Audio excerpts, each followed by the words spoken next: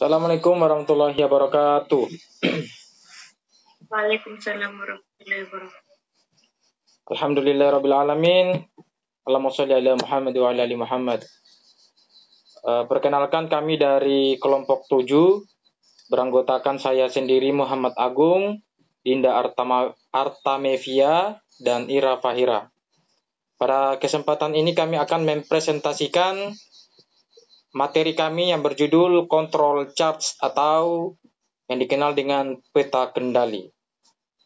Untuk mempersingkat waktu, kami langsung mempersilahkan kepada pemateri pertama, yakni Ira Fahira. Waktu dan tempat kami persilahkan.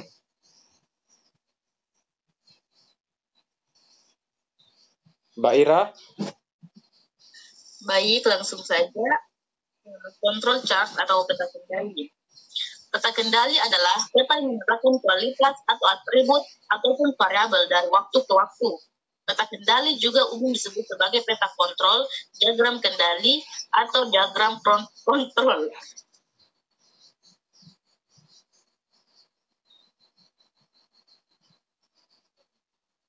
Peta kendali berfungsi untuk melacak variasi dan perubahan dari suatu kualitas, atribut, atau variabel dari waktu ke waktu.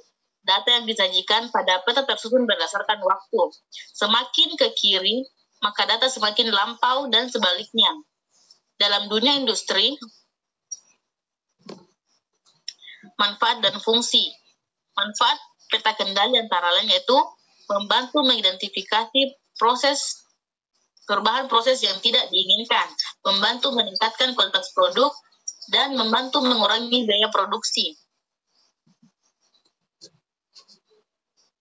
Fungsi peta kendali yang lain menentukan apakah proses dalam keadaan terkendali atau tidak, mengidentifikasi penyebab perubahan proses, dan mengevaluasi efektivitas tindakan perbaikan.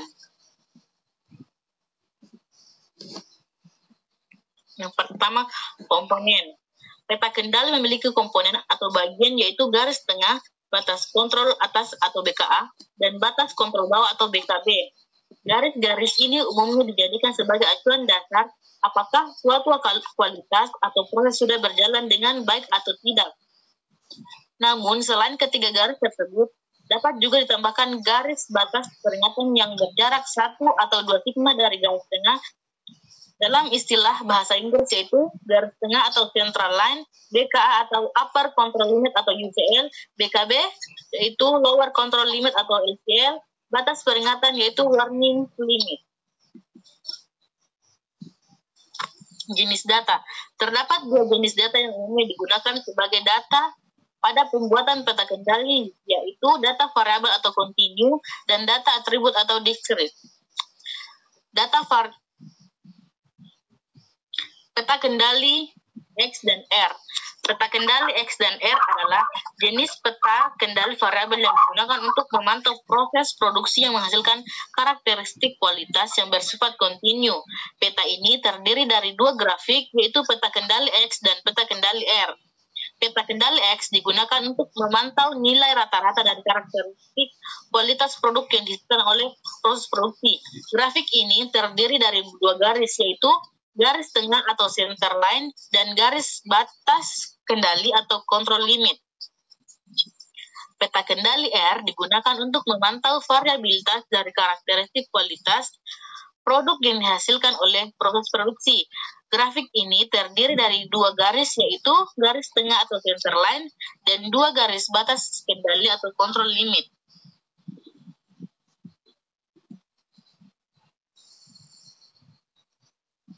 Peta kendali X dan S. Peta kendali S digunakan untuk memantau variabilitas dari karakteristik kualitas produk yang dihasilkan oleh produk produksi. Grafik ini terdiri dari 2 garis, yaitu garis tengah atau center line dan 2 garis batas kendali atau control limit. Peta kendali X dan S memiliki perbedaan dengan peta kendali X dan R, yaitu peta kendali X menggunakan timpangan baku S sebagai ukuran variabilitas, sedangkan peta kendali R menggunakan range atau R. Peta kendali S lebih akurat dalam mendeteksi perubahan pada variabilitas proses produksi dibandingkan dengan peta kendali R. peta kendali XMR.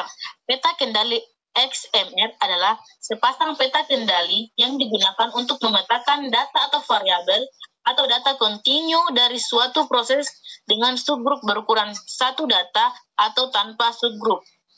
Peta XMR berguna untuk membantu menentukan apakah suatu proses stabil dan dapat diprediksi atau tidak, serta untuk memantau perubahan proses dari waktu ke waktu. Data atribut atau data diskrit. Data atribut adalah data yang sifatnya diskrit atau bilangan bulat, ataupun berupa proporsi atau persentase, dan umumnya berupa data yang didapat dari hasil perhitungan. Misalnya, perhitungan jumlah catat per produk atau jumlah produk catat pada batch produk. Data atribut terbagi menjadi dua, yaitu data jumlah cacat pada produk atau defect. Jenis data ini berupa angka atau diskrit. Peta kendali yang digunakan untuk jenis data ini adalah peta C dan peta U.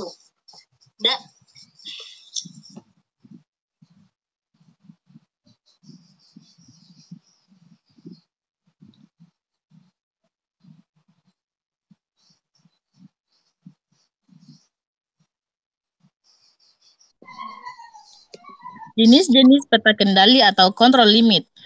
Peta kendali kontrol atau kontrol limit terbagi menjadi dua, yaitu data variabel dan data atribut. Data variabel atau data kontinu yaitu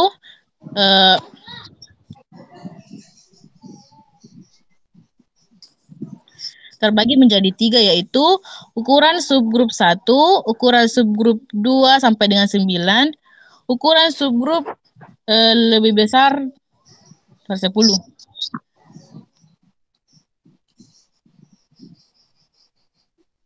Ukuran subgrup pertama itu peta XMR, ukuran subgrup 2 sampai 9 itu peta XS, ukuran subgrup lebih besar dari 10 itu peta XR. Data atribut atau data diskrit yaitu terbagi menjadi dua, yaitu data defektif atau jumlah unit, data defect atau cacat per unit. Data defektif juga terbagi menjadi itu data tidak konstan yaitu peta P, dan data konstan yaitu peta NP. Data defect atau cacat per unit juga terbagi dua, yaitu tidak konstan atau yaitu peta U, dan konstan yaitu peta C.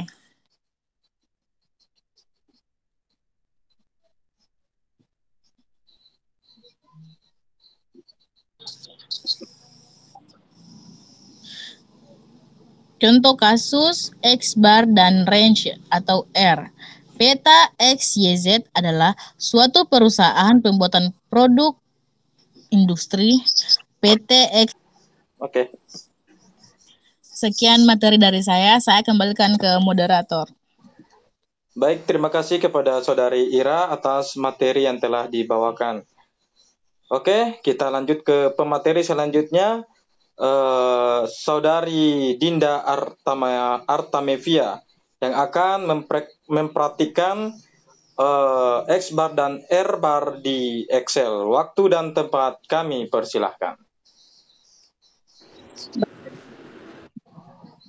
Ada suaraku? Oke, aman. Bilang kok kalau mulainya. Baik, terima kasih kepada moderator telah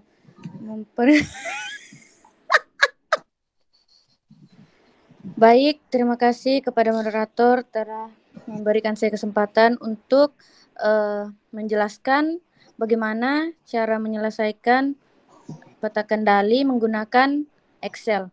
Nah, di sini kita sudah mempunyai 8 sampel dan 5 variabel. N di sini, N-nya ini yaitu berjumlah 5 atau 5 variabel. A2-nya kita itu lihat dari tabel di sini. A2 kita melihat dari atas sini, kita cari A2 dulu. A2 terus kita pilih yang sampel size-nya sama dengan 5 atau variabelnya sama dengan 5. Terus di sini A2-nya itu 0,577. Nah, seperti di sini A2-nya itu 0,577. Dan seterusnya kita cari D4-nya di baris yang kelima. Di situ 2,114. D3-nya itu sama dengan 0. Nah, di sini bagaimana caranya kita pertama-tama itu kita akan mencari X-bar-nya dulu. Nah, pertama-tama kita mencari X-bar-nya dulu dengan rumus sama dengan average. Terus yang di blok itu bagian ini satu baris saja dari X1 sampai X5. Terus enter. Ini bisa sepertinya bisa langsung diklik turun. Nah. Tidak sampai turun. Ini enggak. Sampai sini saja. Nah, terus di bagian R-bar, di bagian R-bar-nya itu kita menggunakan rumus sama dengan di sini di sini di R-bar-nya ini kita tidak menggunakan rumus, tapi kita lihat di baris pertama ini kita lihat nilai tertinggi. Di sini nilai tertinggi ada 50,2, kita klik ini, terus dikurang dengan nilai terendah, di mana nilai terendahnya 49,8.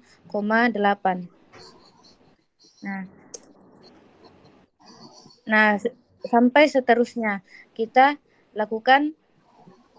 Oke. Nah, setelah R-nya semua didapat dan X-bar-nya semua didapat, kita pindah ke jumlah dengan menggunakan rumus sama dengan sum. Terus semua X-bar-nya kita blok. Terus enter. Nah, dan begitu juga di rata-rata sama dengan semua X-bar dibagi 8.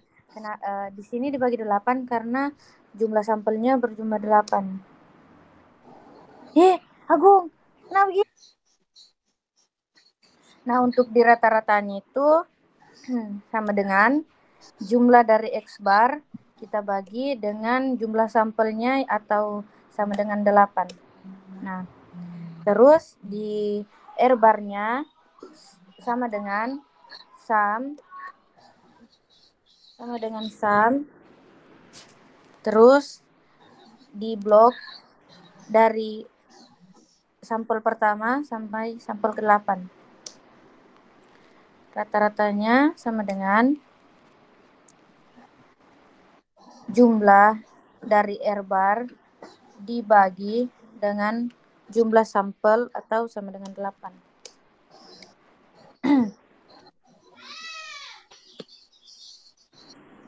Nah, untuk di peta kendali X, untuk CL-nya itu adalah semua jumlah rata-rata atau 50,027 sampai kita tarik Agung. Nah, jumlah CL-nya itu adalah jumlah semua CL itu adalah jumlah dari rata-rata dari X-bar-nya. Terus kita blok sampai sampel ke-8. Untuk UCL-nya itu CL sama dengan CL ditambah dalam kurung A2. Kita di sini dikunci pakai dolar. Di sini dengan di sini dolar. A2 terus dikali dengan CLR-nya ini.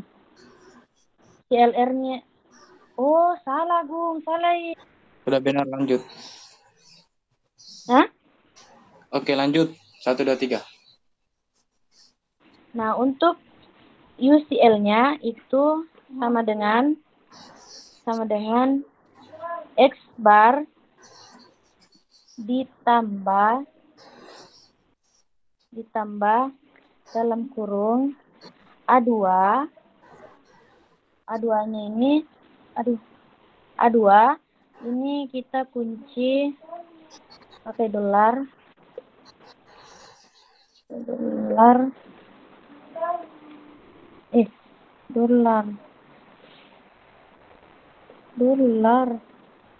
Kenapa? Dolar terus dikali dengan R bar.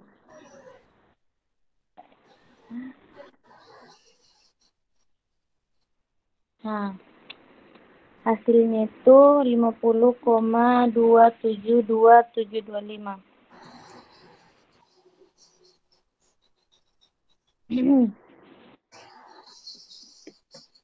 Nah, terus kita tinggal tarik sampai ke sampel ke-8. Loh. Nah, di sini setelah kita kalikan dengan R bar-nya juga itu kita kunci. Tadi lupa dikunci, jadi dia tidak bisa kita kunci. Terus enter. Nah, setelah itu kita tinggal tarik sampai sampel ke-8. Seperti itu. Loh, kok beda? Ulang. Nah, tadi di sini setelah kita kalikan dengan R bar-nya juga ini kita kunci dengan menggunakan dolar. Nah, setelah itu kita enter. Lalu ini tinggal kita tarik sampai sampel ke-8. Seperti itu. Nah, di sini untuk LCL-nya sama dengan CL-nya atau X bar-nya dikurang.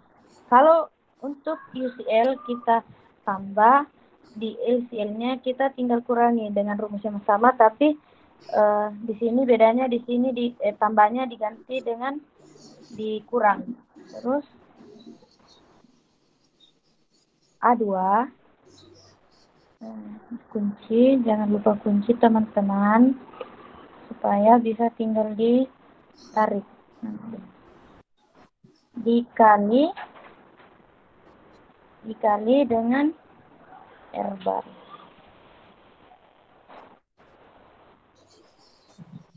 Loh, nah untuk LCL-nya kita hampir sama dengan UCL, tapi bedanya UCL itu menggunakan tambah dan LCL ini diganti menjadi pengurangan. Itu sama dengan CL atau X bar dikurang dalam kurung A2, kita kunci agar mudah untuk tinggal di blok nanti. Dikali dengan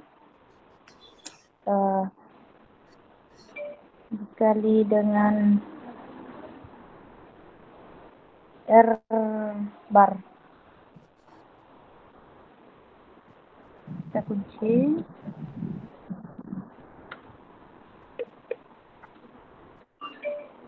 Enter. Nah, setelah itu kita tinggal tarik sampai sini.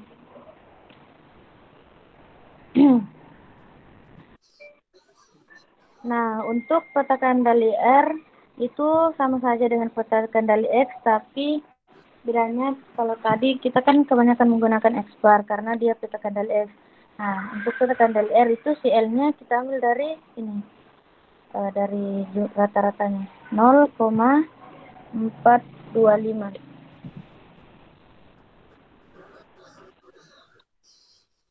Nah, untuk UCL-nya itu sama dengan D4 dikalikan dengan R bar.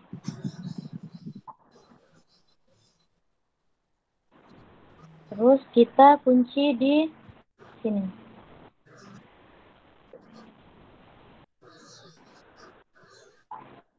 Dan di sini. Bentar. Terus kita blok sampai ke sini. Nah, itu untuk hasil UCL-nya. Nah, selanjutnya untuk LCL itu sama dengan kita ambil D3 dikali dengan R bar. Kita kunci seperti biasa agar lebih mudah untuk didapatkan hasilnya nanti. Terus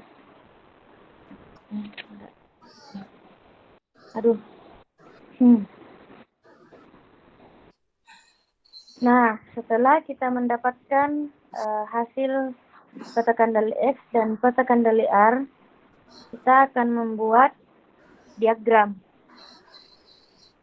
dengan cara yaitu kita untuk peta kendali X kita blok semua nilai X bar. Untuk peta kendali X kita blok dari sini, terus tekan kontrol dan blok peta kendali X -nya. Lalu masuk ke insert dengan ini klik yang gambar line chart yang bagian ini, jadilah seperti ini teman-teman. Ini untuk peta kendali X.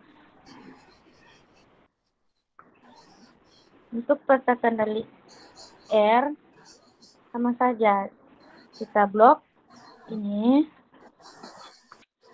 tekan kontrol, lalu blok peta kendali R, lalu masuk ke insert dan klik line chart bagian atas, atau bisa juga ini untuk lebih jelas. Agung, kenapa begini Agung? 1. Untuk di bagian R bar-nya itu kita ulangi karena tadi ada kesalahan teknis teman-teman. Untuk R bar-nya kita blok dari atas. Terus tekan kontrol dan blok di peta kendali R. Lalu masuk ke insert, line chart, dan pilih ini. Ini adalah hasil dari peta kendali R. Nah, begitulah cara untuk melihat peta kendali atau mengerjakan kasus di dalam Excel. Selanjutnya saya serahkan kembali kepada moderator. Baik, terima kasih Saudari Dinda Artamevia atas pemaparan materinya yang sangat luar biasa, mantap. Selanjutnya akan dilanjutkan dengan saya sendiri, yakni membuat peta kendali. Baik, kita lanjut. Pertama, kita memanggil library QCC.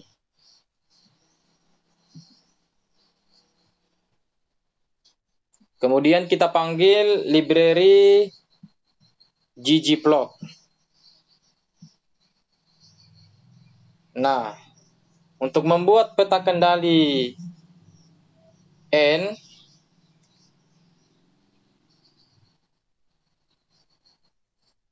untuk membuat peta kendali NP yang datanya itu konstan, kita punya data di sini yaitu subgrup sebanyak 30 dan jumlah yang diperiksa atau jumlah sampelnya itu 200, masing-masingnya 200 yang datanya itu konstan. Kemudian jumlah cacatnya kita coba run ya.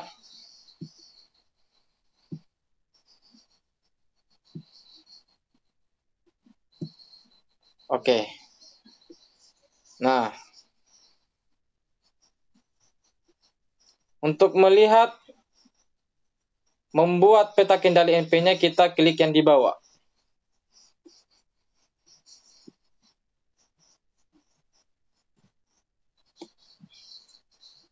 Kita run dulu ya. Aduh, error. Kita run kembali.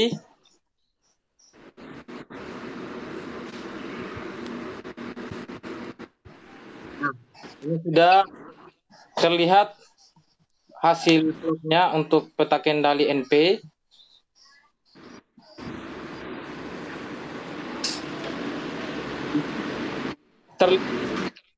Bahwasanya ada dua data yang outlier atau keluar dari UCL yang menandakan bahwa peta kendali ini atau proses produksi ini tidak terkendali.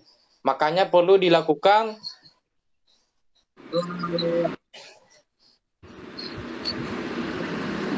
pada data, yaitu data yang ke-9 dengan data yang ke-20. Oke, di sini datanya kita hapus yang data yang ke-9. Kemudian karena datanya konstan, jadi kita sembarang saja hapus di sini. Kemudian kita di jumlah cacat hapus data yang ke-9. 1, 2, 3, 4, 5, 6, 7, 8, 9. Oke, kita hapus yang 27, data yang ke-9.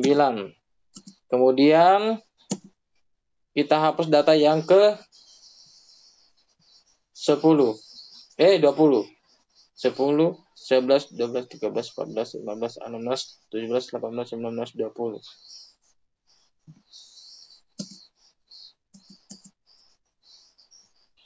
Oke, tadi kita sudah menghapus data yang outlier. Sekarang kita run kembali.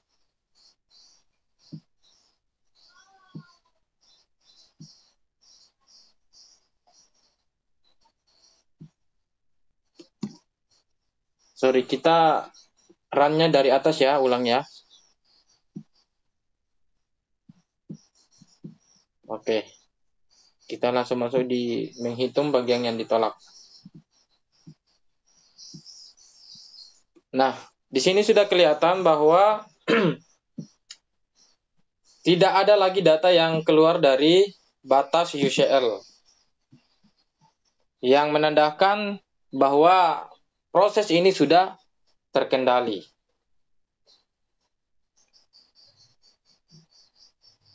Oke, untuk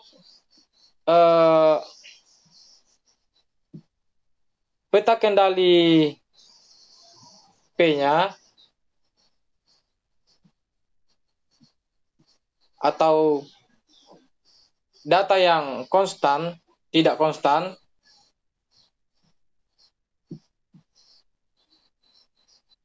kita menggunakan data yang subgrup kedua.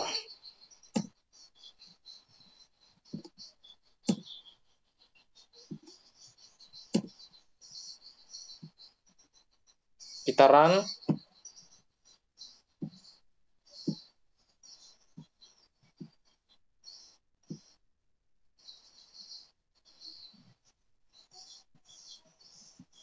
Sorry, kita lupa mengganti di sini. Bagian yang ditolak kita ganti jumlah cacat 2, jumlah diperiksa 2.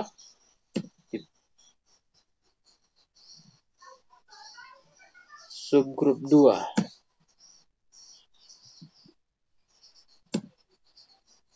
Jadi berdasarkan kesimpulan yang didapatkan dari R tadi, kesimpulannya di bagian NP-chart peta kendali, kita bisa lihat di sini bahwa proses ini tidak terkendali karena masih ada data yang keluar dari batas kendali atau UCL, yaitu data ke-9 dan 20, sehingga perlu dilakukan revisi pada data tersebut.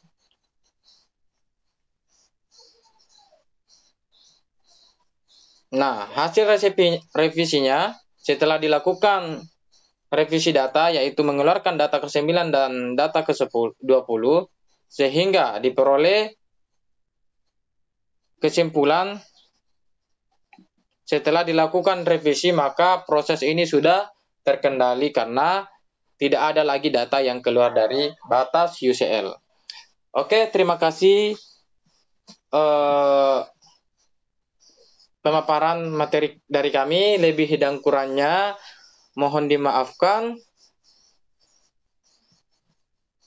Karena kelebihan hanya dipunya oleh Allah Subhanahu wa taala. Betul. Oke, cukup sekian. Demikianlah, mohon dimaafkan. Wassalamualaikum warahmatullahi wabarakatuh. Waalaikumsalam warahmatullahi wabarakatuh.